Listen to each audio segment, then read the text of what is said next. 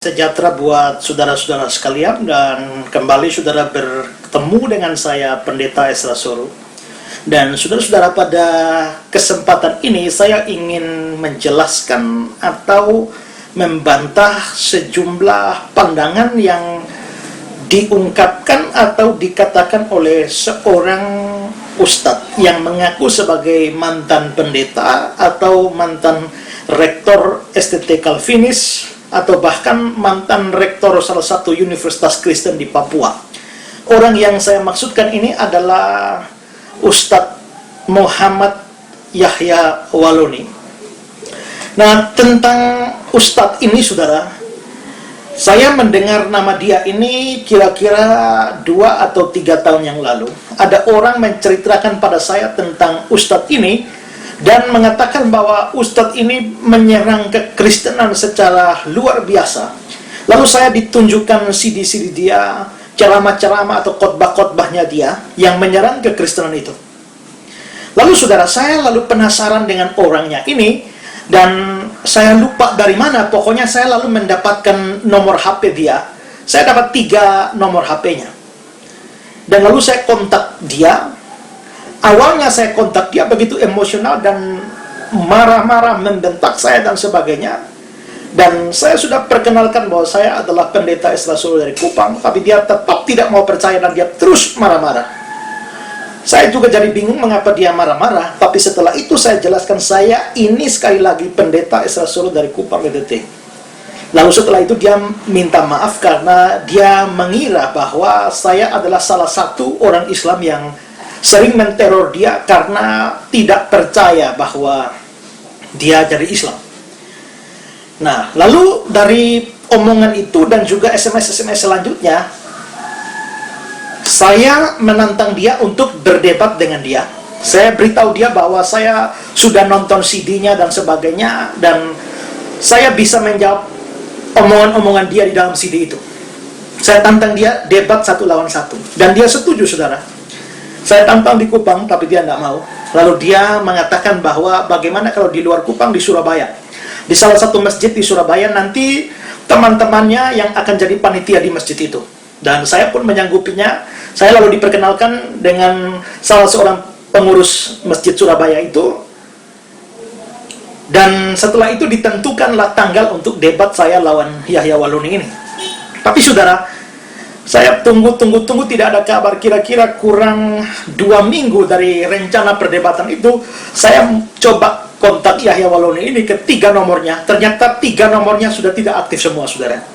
Lalu saya kontak ke nomor HP ketua panitia itu, dan ketua panitia itu awalnya masih menjawab berputar-putar, dan dalam beberapa kali telepon saya minta ketegasan. Lalu dia mengatakan bahwa Ustadz Yahya Waloni juga lagi sibuk berdakwah di luar kota. Singkat cerita, saudara, debatnya menjadi batal dilaksanakan. Tapi saya lalu diberikan CD-CD dia yang lain. Juga saya nonton di YouTube, ada CD-CD dia, khotbah-khotbah dia dan sebagainya, yang menurut saya itu menyerang kekristenan secara tidak fair, saudara ya.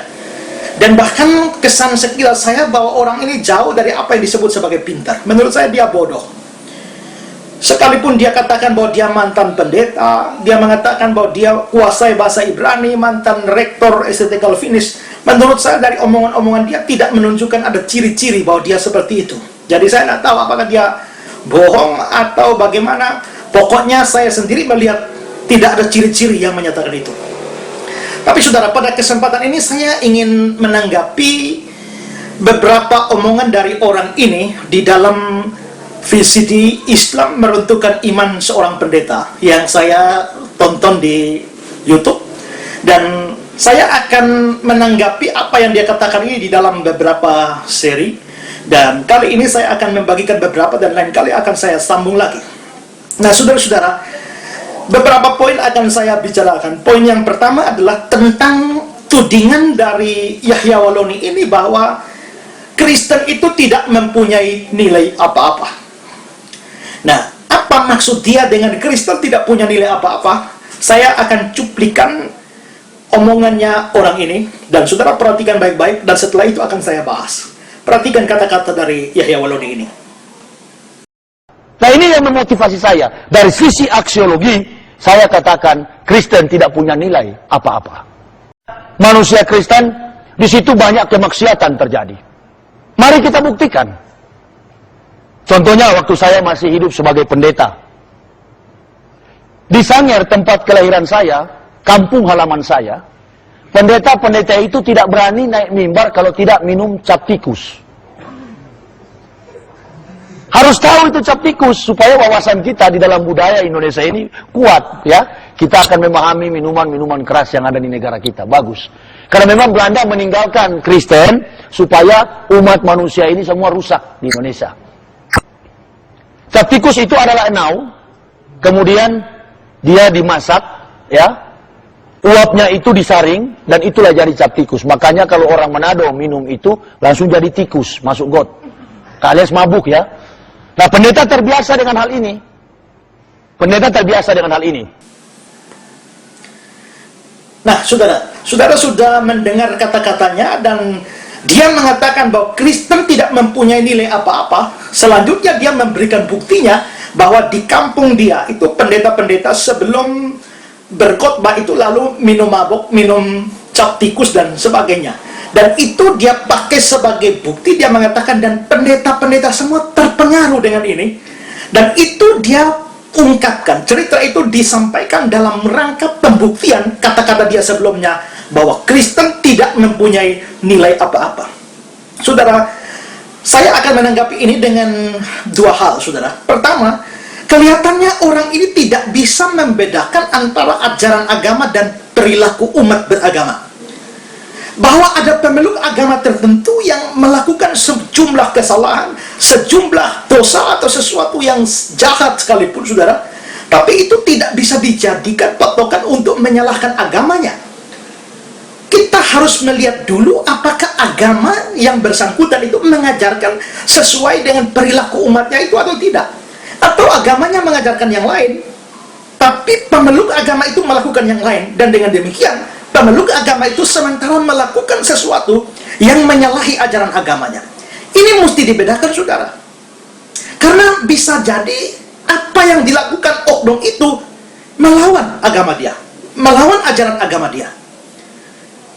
Nah, kalau Yahya Waloni ini mengatakan bahwa Kristen tidak punya nilai apa-apa dengan memberikan bukti atau memberikan contoh bahwa di kampung dia ada orang-orang pendeta-pendeta yang minum cap tikus sebelum naik ke mimbar. Sekarang apakah minum mabuk cap tikus itu sebelum naik khotbah itu ajaran Kristen atau bukan? Sekarang saya tanya kepada Yahya Waloni, coba tunjukkan pada saya satu ayat di dalam Bible yang menyuruh orang minum mabuk sebelum berkhotbah. Ada atau tidak? Jelas tidak ada. Kalau tidak ada, itu berarti pendeta yang minum mabuk sebelum naik berkhotbah adalah pendeta yang salah, pendeta yang tidak melakukan sesuai ajaran agamanya, pendeta yang menyimpang dari agamanya. Sehingga yang salah adalah oknumnya, bukan agamanya. Kalau apa yang menjadi kesalahan pendeta dipakai untuk membuktikan bahwa Kristen tidak punya nilai apa-apa, menurut saya Yahya Waloni tergolong bodoh untuk membedakan dua hal ini. Nah, saya memberikan contoh misalnya bahwa di kalangan Islam pun ada orang-orang yang menjadi teroris. Ada orang yang rela menggunakan bom bunuh diri itu untuk membunuh orang lain. Nah, kalau ada yang teroris beragama Islam, bolehkah saya mengatakan bahwa kalau begitu Islam itu adalah agama teroris? Kalau ada orang yang pakai bom bunuh diri untuk membunuh orang lain, bolehkah saya mengatakan bahwa Islam tidak punya nilai apa-apa? Kenapa? Karena banyak pengikutnya yang membunuh orang. Bisakah? Kalau ada orang Islam yang merampok, ada orang Islam yang berzina, bisakah atas dasar itu saya mengatakan bahwa Islam tidak punya nilai apa-apa? Buktinya ada orang-orang Islam tertentu yang merampok, yang membunuh, yang berbuat kejahatan-kejahatan dan lain sebagainya. Bisakah? Jelas itu sesuatu yang salah. Tetapi saya kira otaknya Yahya Waloni tidak sampai di sini. Saya ragukan dia doktor dari mana.